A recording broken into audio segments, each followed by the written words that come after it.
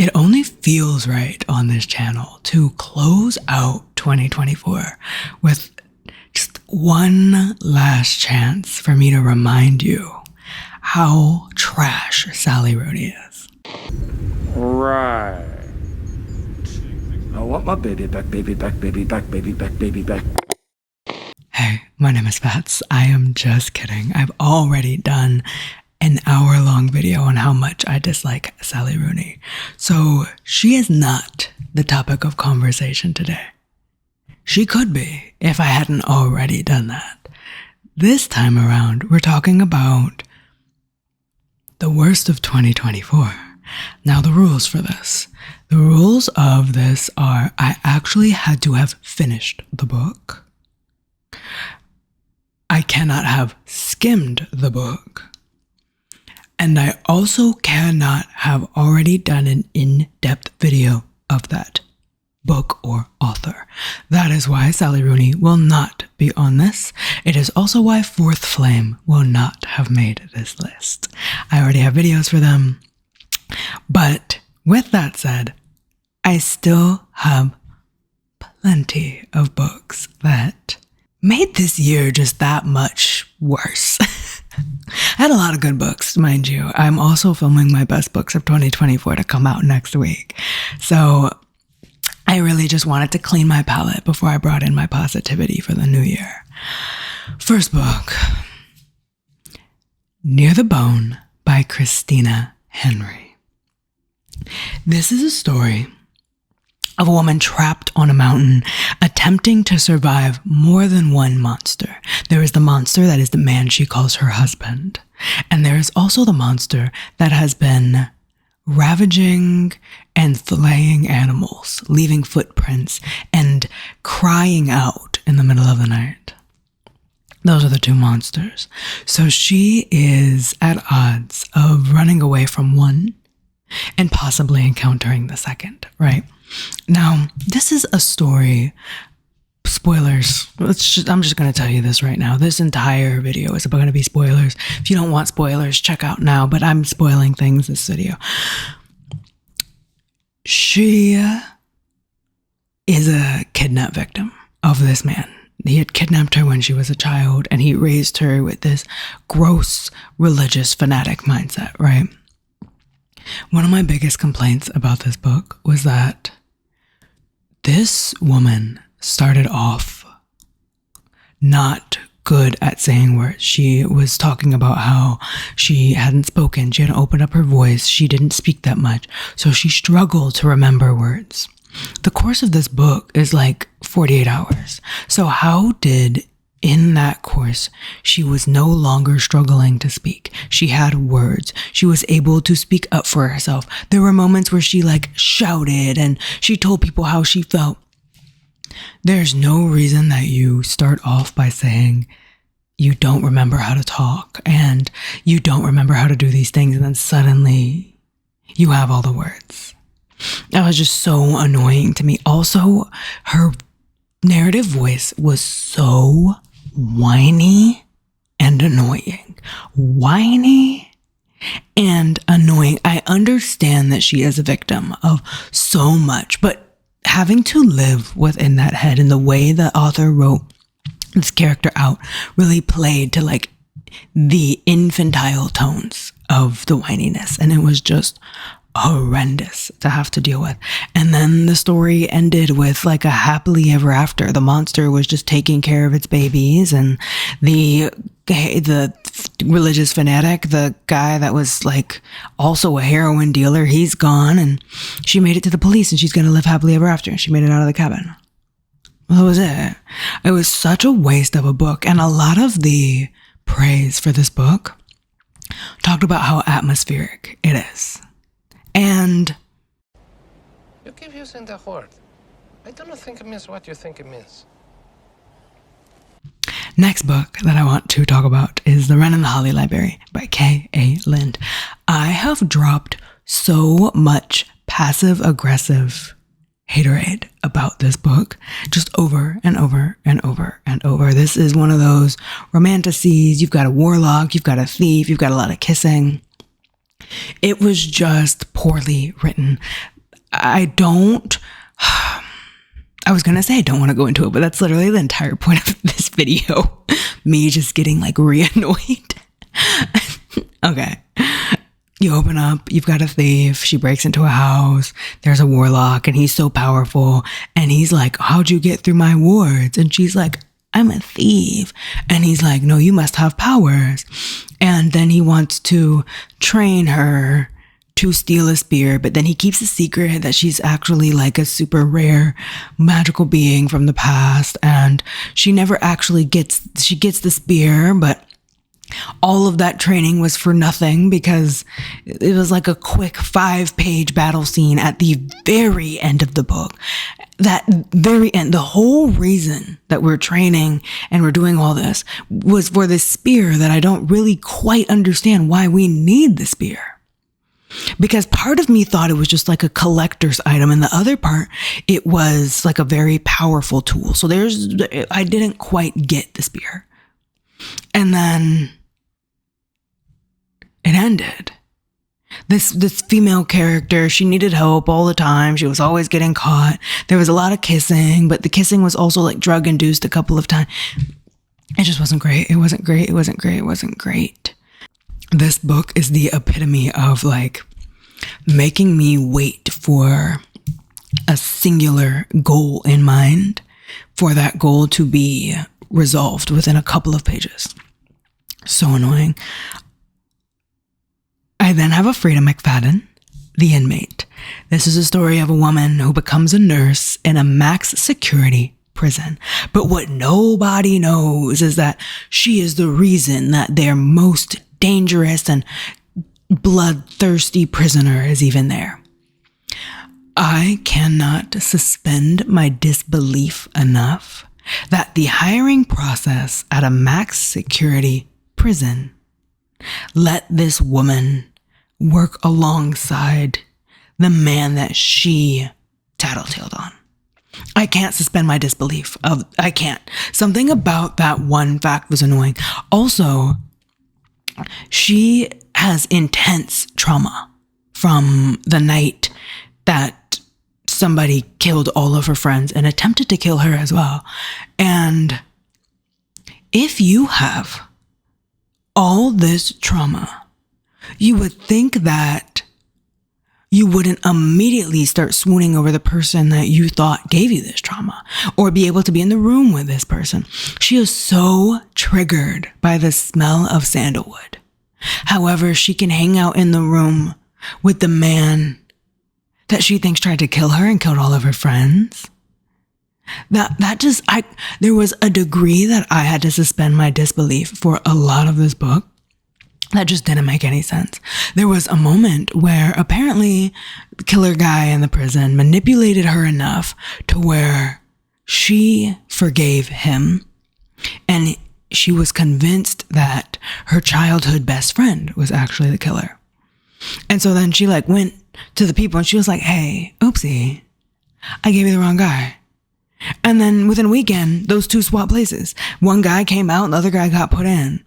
Again, I can't suspend my disbelief enough for you to make me think that this is how the prison system works. It's like, oh, silly girl, our bad. Oh, you silly goose. Let's swap them out. Only for that to be wrong again. Like, our main character was so dumb in this one. I had to do too much work as a reader to suspend my disbelief of the prison system, suspend my disbelief of the hiring process, suspend my disbelief that she wasn't this dumb. There was too much that I had to do. It was awful. And Frida McFadden, she doesn't write the best books, but usually I'm on the edge of my seat with her books. I couldn't even make it through this one because, well, I finished it, of course. That's why it's on this list. I actually finished it. But the amount of like mental cartwheels I had to do in order to allow this book to get completed, it was too much. It was too much. I was doing bicep curls for my brain just to believe that somebody was this dumb. Next, I have The Witch Collector by Carissa Weeks, which is basically a story of two really horny people hiking through the Antarctic. This book was ridiculous from the jump because so this girl, there's a witch collector. He goes around, he collects witches. And a few years ago, he collected her sister. She's so mad. She creates a plan to kill him. She's training and training and training and training to kill this man, right? The second he shows up to her town, she immediately is like, oh my gosh, who's that man with the sharp jaw and the light eyes? Hair flowing behind him and chest all broad and arms all... Girl, you can't tell me you spent all this time wanting to kill him and you immediately forget the plan from the jump. And then she saves his life, even though she has been training to kill him all this. That was the beginning. And I just struggled to deal with the rest of the book because then they're just hiking and fornicating in the cold. And gosh, it was such a long journey. For why? Also, I don't know about everybody else, but if I'm cold to where icicles are like dripping out of my nose, I can't also focus on wanting to touch somebody's private parts, you know? Like, let's cuddle up for warmth, but like, goodness gracious, why am I taking my clothes off? It's cold. We're in the winter. Oh, next worst book was actually my fault. I am the problem with this one. I discovered a smut trope that I just don't like, and that is the accidental pregnancy trope. I really do not like that trope. I don't know who I thought I was coming into this one, but it's Hoarded by the Dragon by Lillian Lark. I love me some Lillian Lark. Don't get me wrong. You want a monster romance? Go get you some Lillian Lark. But maybe go into it knowing what you don't like. I apparently didn't know what I don't like. This is a story of a thief who breaks into a dragon's hoard, and when he pops up, he's like, I'm in heat. And she was like, hey, I've got an idea. You and me, we bump uglies. You're satisfied. I'm satisfied. I take what I came here for. We part ways. And he's like, this is a great idea because I can't let you leave unless I clap some cheeks, you know? He's in heat. He can't allow that to happen. He has to get something. And she's like, I mean, you're cute. And I haven't had anybody touch my private parts in a long time, so this is a great idea. They do that. She gets pregnant from that situation. And then it becomes him saying, hey, dragons are not something that are very out and about, and anybody would love to use this against me. So you can come live in my castle. I'll protect you until you give birth. We'll figure it out later down the line. I'm just fine being a single father and raising this kid. However, in order to protect you and the kid, you have to come here. So then it becomes a forced proximity.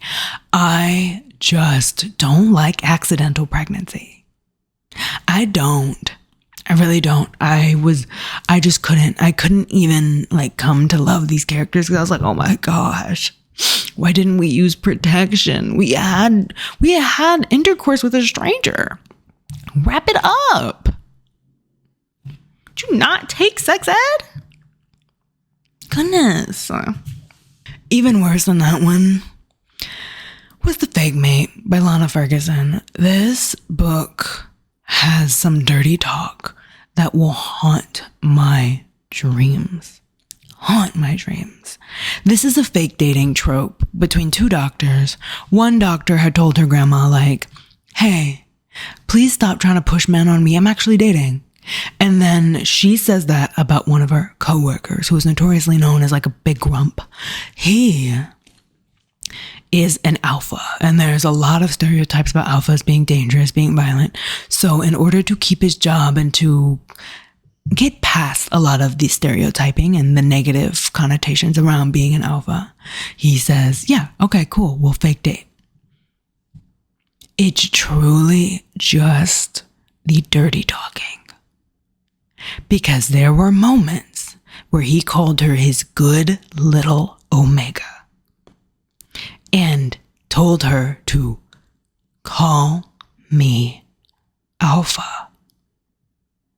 And quite honestly, I think about it every morning when I wake up. It is truly what fuels me when I go to the gym because it makes my skin crawl a crazy amount. Oh my goodness. I dare somebody to ever say something like that to me. I'll barf everywhere. Projectile. I also have a Riley Sager. Now, this is my very first Riley Sager, and due to the fact of how much I disliked this Riley Sager, I don't know if I'll ever do another, but I know I just need to put that aside. I do know this isn't one of Riley's best books. I'll try again later. But this is a story of a girl's roommate is murdered by this campus serial killer. And she just decides to leave halfway through the year, hitchhike home with somebody else. There was a posting on a board saying, like, if you need a ride, come with, blah, blah, blah, blah, blah. So she jumps in a car with a stranger and rides there.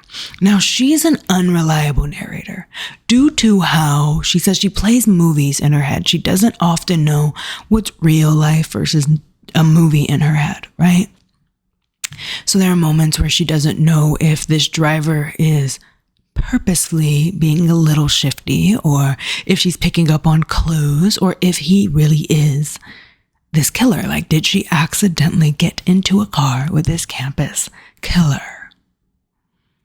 She was annoying. She was childish and whiny. And then, like, at the end, he wasn't actually the killer, but they find the killer, end the killer, and then he and her live happily ever after, and she writes a movie about it. I don't know. The movie, like, aspect of her being an unreliable narrator had so much promise, but the way it was executed, I just was kind of annoyed with my main character, and like her inner monologue was something I didn't like existing within. I really didn't. I have one last book on this list. This was Blood and Steel by Helen Scherer.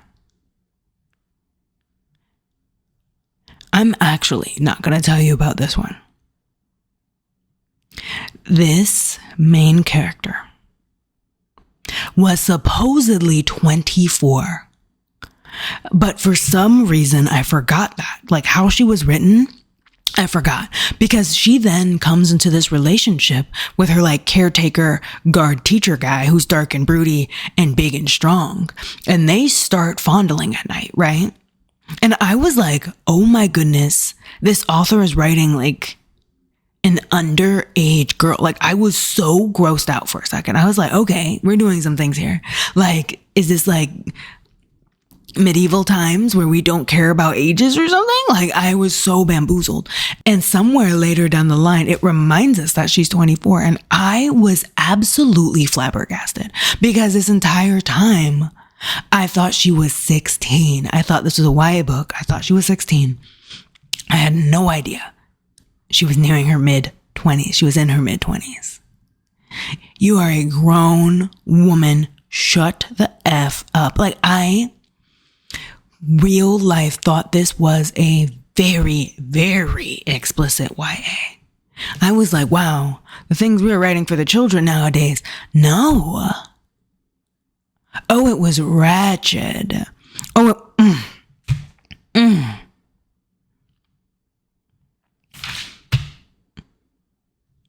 Those are the worst of 2024. That came in no particular order. Just when I remembered them, I put them down.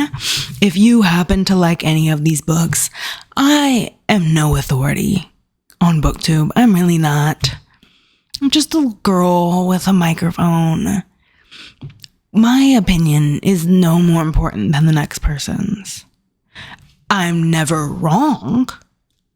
However, I can be right and you can be right as well. If you liked any of these books, please don't take this as a personal slight. I also just really have bad taste.